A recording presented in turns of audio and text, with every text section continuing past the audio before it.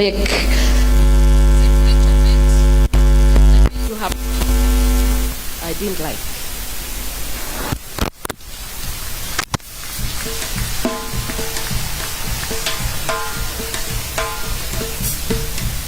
Thank you very much. Women learn to celebrate the men God has given into your lives.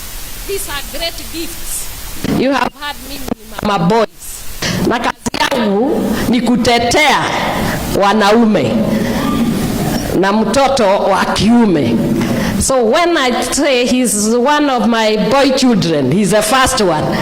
So when I speak about boy children, I'm very happy. And today you can see there are very many. I'm very excited. I see them all over the place.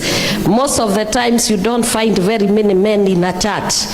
But today I have found very many men, young boys. You can see they are here. They are already coming to say hello to their dad there.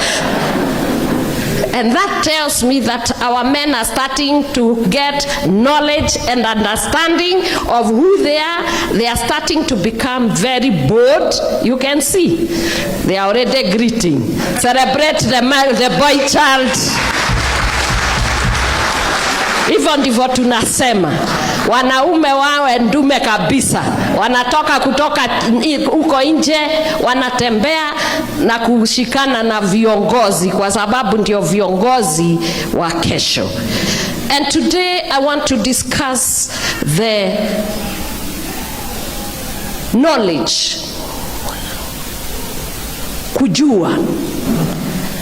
If you want to know, you must know the facts and you must have information. Most of the knowledge that we have, we are born with it. But we go through formal education and informal education to be able to interpret things in the right way.